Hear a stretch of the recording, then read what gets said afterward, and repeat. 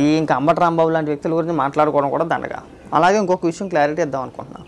చాలామంది బ్రో నువ్వు అతని గురించి ఎందుకు మాట్లాడట్లేదు, బ్రో నువ్వు ఇతని గురించి ఎందుకు మాట్లాడట్లేదు, అతనంటే భయమా ఇతనంటే భయమా, వీళ్ళ గురించి ఎందుకు మాట్లాడవు నువ్వు, వాళ్ళు అలా మాట్లాడుతున్నారు వీళ్ళు అలా మాట్లాడుతున్నారు అంటున్నారు. మీరు మాట్లాడొచ్చుగా, బ్రహ్మాండం ఉంటుంది. ప్రతిదాన్ని పెంట చేసుకోవాలనే ఆలోచన విధానం నాకు ఉండదు. మాకు కొన్ని విధానాలు ఉంటాయి. పార్టీ అధిష్టానం ఇష్టం, పార్టీ ఏ నిర్ణయం తీసుకుంటుందో ఉండాలి. కొన్ని సందర్భాల్లో మాట్లాడతాం, దేనిపై స్పందించాలో మాకు ఒక క్లారిటీ ఉంది, దేని గురించి స్పందించకూడదో మాకు ఒక క్లారిటీ ఉంది. ఉదాహరణకు నేనే ఉన్నానబ్బా, నన్ను తీసుకోండి, ఎవరిని వద్దు నన్ను తీసుకోండి. ఏది మాట్లాడినా బీసీ సామాజిక వర్గం, బీసీలు దొక్కేస్తున్నారు, బీసీలు అంటే నేనంటే బీసీలు, నేనే బీసీలు, నేను ఒక్కనే అని చెప్పేసి అనే ప్రస్తావన తీసుకొచ్చాను అనుకో, ఒకసారి మాట్లాడతారు ఎవరైనా ఆపోజిట్గా కౌంటర్గా ఒకసారి మాట్లాడతారు, లేదు 2 సార్లు మాట్లాడతారు. నేను మాట్లాడిన ప్రతిసారి నా కులాన్ని తీసుకొచ్చి ముందు పెట్టి మాట్లాడిన అనుకో, ఎవరు మాట్లాడరు. వద్దురా అచ్చమాటలు కులాన్ని తీసుకొచ్చి మాట్లాడుతున్నారు, డైరెక్ట్గా మాట్లాడట్లేదు, కుల ప్రస్తావన తీసుకొస్తున్నారు, అది వేరే వేలకి వెళ్ళుద్ది, అదొక ఎమోషనల్ బ్లాక్మెయిల్ లాంటిది, బ్లాక్మెయిల్ చేస్తున్నారనో ఇంకోటనో ఆ వేలకి వెళ్ళిపోతూ ఉంటుంది. ఇప్పుడు అంత ఇదేం లేదు కదా, మనం అంత స్పందించి గొడ్డలు చించుకోవాల్సిన అవసరం కూడా లేదు. అయిపోయింది, పోలింగ్ అయిపోయింది. ఈ 4వ తారీఖు వరకు ఎవరు ఎన్ని రకాలుగా ఎన్ని మాట్లాడుకున్నా మనం ఏం చేయలేం, దానికి మాట్లాడుకోనివ్వండి. మా దాకా వచ్చిన తర్వాత ఖచ్చితంగా మేము మాట్లాడాల్సిన రోజు వచ్చిన తర్వాత ఖచ్చితంగా మాట్లాడతాం. వాళ్ళకి ఏదో భయపడతానో ఇంకొరకు భయపడతారనో పిచ్చి పిచ్చి కామెంట్లు పెట్టుకుంటే మనకు ఏది లేదు వచ్చేది లేదు. అంబటి రాంబాబు నిన్న స్పీచ్ మామూలుగా మాట్లాడాల, ఇంకా రాసి పెట్టుకుంటే 9వ తారీఖున జగన్మోహన్ రెడ్డి ప్రమాణ స్వీకారం. ఎక్కడంటే వైజాగ్లో. ఒకసారి మాట్లాడింది కూడా వినిపిస్తాను చూడండి. ఏమీ తేడా ఉండదు. 4వ తారీఖు పోలింగ్ అయిన తర్వాత 9వ తారీఖు జగన్మోహన్ రెడ్డి గారు విశాఖపట్నంలో ముఖ్యమంత్రిగా ప్రమాణ స్వీకారం చేయబోతున్నాడు. మళ్ళా వచ్చేది జగన్మోహన్ రెడ్డి గారే. ఎన్ని కుట్రలు ఎన్ని కుతంత్రాలు చేసినా జగన్మోహన్ రెడ్డి గారే మళ్ళా ఈ రాష్ట్రానికి ముఖ్యమంత్రి అవుతారు. నీ తలకాయ. ఇంకా పోలింగ్ అయిపోయిన తర్వాత కుట్రలు కుతంత్రాలు ఉంది. పోలింగ్ అయిపోయింది, ఆల్రెడీ జనం డిసైడ్ అయిపోయారు, ప్రజలు ఆల్రెడీ డిసైడ్ అయిపోయారండి. క్లియర్ రిజల్ట్ వరకు వెయిటింగ్ అంతే. మనం ఎన్ని ఇక్కడ మేకపోతు గంభీరాలే అన్నీ కూడా గుట్టలు దించేసుకోవడం తప్పితే ఉపయోగం లేదు. అయితే వీళ్ళు నిన్నమొన్నటి వరకు అంటే జగన్మోహన్ రెడ్డి ఐపాక్ టీంని కలవనంత వరకు, కలవక ముందు వీళ్ళు ఏడుపులు మామూలుగా ఉండేవి కాదు. ఏకపక్షంగా వ్యవహరించారు, మమ్మల్ని కొట్టారు, రిగ్గింగ్ పాల్పడ్డారు, దొంగోట్లు వేసుకున్నారు, ఇది అన్యాయం, ఇది అక్రమం, నా నియోజకవర్గంలో మళ్ళీ రీపోలింగ్ పెట్టాలి. ఎవరు మాట్లాడినా కానీ, అంబటి రాంబాబు మాట్లాడినా ఇంకా కొంతమంది నాయకులు మాట్లాడినా అదే ఏడుపు ఏడ్చారు. అయితే జగన్మోహన్ రెడ్డి వెళ్ళి ఐపాక్ టీంని కలిసి ఐపాక్ టీం సభ్యులతో 175కి 175 మనమే వచ్చేస్తున్నాం, అసలు టెన్షన్ పడవద్దు, అసలు చెప్పాల్సింది ఐపాక్ వాళ్ళు చెప్పాలి జగన్మోహన్ రెడ్డికి. ఎందుకంటే జగన్మోహన్ రెడ్డిని అన్నీ తానే నడిపించేదే ఐపాక్. ఏ కార్యక్రమాలు చేయాలన్నా, ఏం చేయాలన్నా, సర్వేలు చేయించాలన్నా, చేయాలన్నా, ఎవరికి ఏ నియోజకవర్గంలో ఎవరికి టికెట్ ఇస్తే గెలుస్తుంది ఆ రిపోర్ట్ కూడా ఇచ్చేదే ఐపాక్ జగన్మోహన్ రెడ్డికి. చివరికి ఏం మాట్లాడని ఆ స్క్రిప్ట్ కూడా వాళ్ళే తగలడతారు. వాళ్ళు చెప్పాల్సింది పోయి వెళ్ళి జగన్మోహన్ రెడ్డి వాళ్ళకి చెప్పాడు, మీరేం భయపడి మాకంటే 175కి 175 మనమే వచ్చేస్తున్నాడు. వాళ్ళకి తెలీదా రియాలిటీ ఏంటి, రిపోర్ట్ ఏంటి, వాస్తవ పరిస్థితులు ఏంటి అనేది ఐపాక్ వాళ్ళకి ఖచ్చితంగా తెలిసే ఉంటుంది. వాళ్ళు చెప్పకుండా నువ్వు చెప్పినప్పుడే మాకు అర్థమైంది నీ సినిమా అయిపోయిందని చెప్పేసి.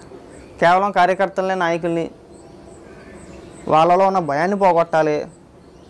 మనం వచ్చేంతవరకు కనీసం నాయకులు కేటరన్న మన దగ్గర ఉండాలి.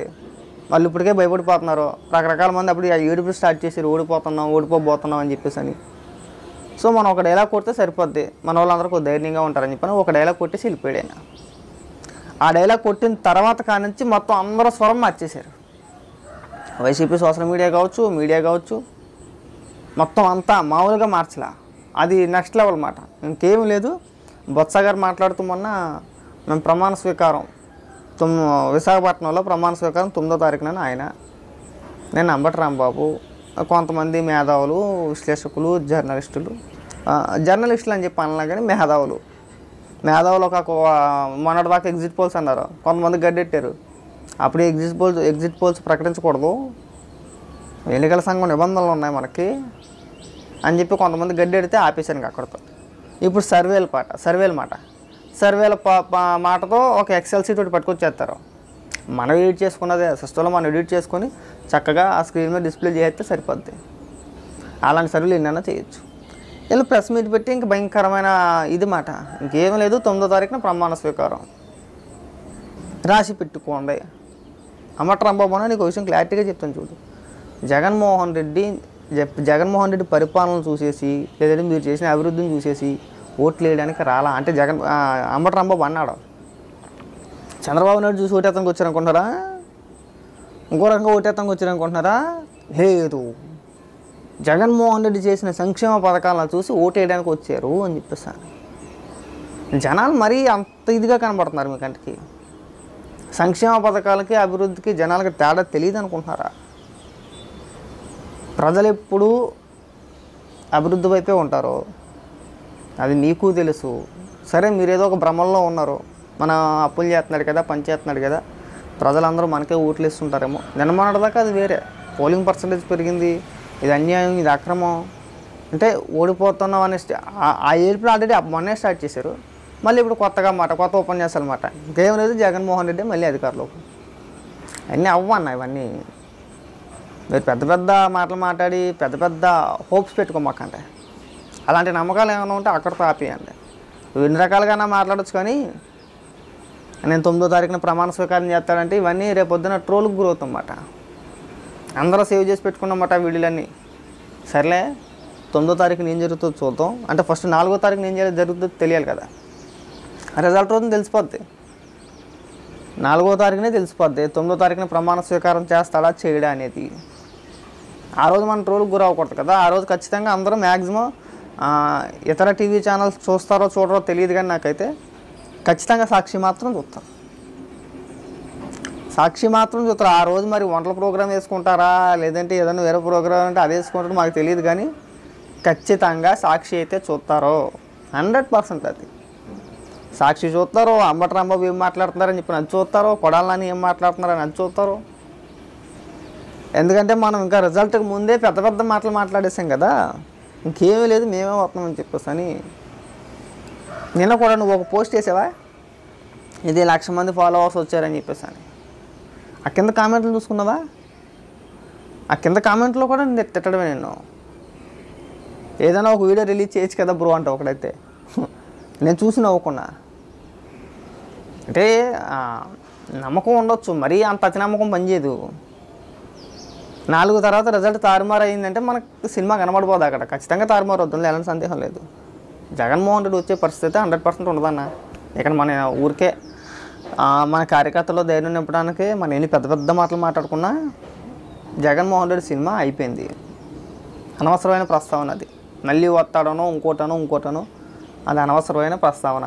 మాట్లాడి నీకు నువ్వు లోకం అయిపోవడం తప్పితే నీకు నువ్వు అంటే ట్రోల్కి గురవుతున్నావు. ఒక ట్రోల్ కంటెంట్ నువ్వు ఇచ్చిపెట్టుకుంటున్నావు అక్కడ.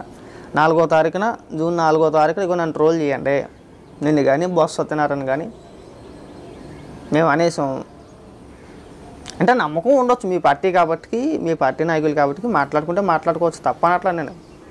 కానీ మరీ అంత అతి నమ్మకం పనిచేయదు అంటున్నా. కామెడీగా అనిపిస్తుంది. అనిపించట్లేదా నీకు కూడా? రిజల్ట్ రాకముందే ప్రమాణ స్వీకారం అక్కడ చేసుకుంటాము, విశాఖపట్నంలో చేస్తాము, విశాఖపట్నమే రాజధాని అంటే 5 ఏళ్ళు ఏం చేశారా అంటే దానికి సమాధానాలు ఉండవు. ఈ 5 ఏళ్ల కాలం పాటు నువ్వు ముఖ్యమంత్రిగా ఉండి అధికారం మొత్తం మీ చేతిలో ఉండి కూడా విశాఖపట్నం నుండి ఎందుకు పరిపాలించలేకపోయావు? అవదు కదా అది. మనకు కొన్ని రూల్స్ ఉన్నాయి, కొన్ని పరిమితులు ఉన్నాయి, కొన్ని చట్టాలు ఉన్నాయి, కోర్టులు ఉన్నాయి, న్యాయ వ్యవస్థలు ఉన్నాయి. మనం ఎట్టా పడితే అట్టా అడ్డగోలుగా నిర్ణయాలు తీసుకుని ఏది పడితే చేయడానికి కుదరదు కదా. ప్రజలకు అవన్నీ తెలియవు, అవన్నీ చూడరులే, పెద్దగా అవన్నీ పెద్ద పట్టించుకోరలే. మనం ఏం చెప్పినా కానీ నడిచిపోతూ ఉంటుంది. మనం ఎన్ని మాట్లాడినా మాట్లాడేయచ్చు.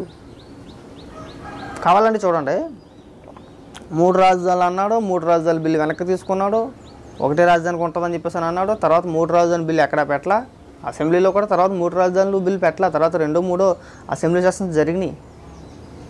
మండలంలో కూడా బలం ఉంది ఇప్పుడు. ఒకవేళ నిజంగా 3 రాజధానికి వెళ్ళాలనుకుంటే అసెంబ్లీలో బిల్లు పెట్టి బిల్లు పాస్ చేయించుకొని మండలంలో కూడా బిల్లు పాస్ చేయించుకునేటోడు. ఆ తర్వాత ఏం జరిగేదని తర్వాత విషయం. ఎందుకు పెట్టలా? అది అవ్వదు, ఏది జరగని పని అని చెప్పేసి వాళ్ళకు కూడా తెలుసు. ఊరికే ప్రజలు మభ్య పెట్టాలి కాబట్టి మభ్య పెట్టాలి, అంతకుమించి అందులో ఏమీ లేదు.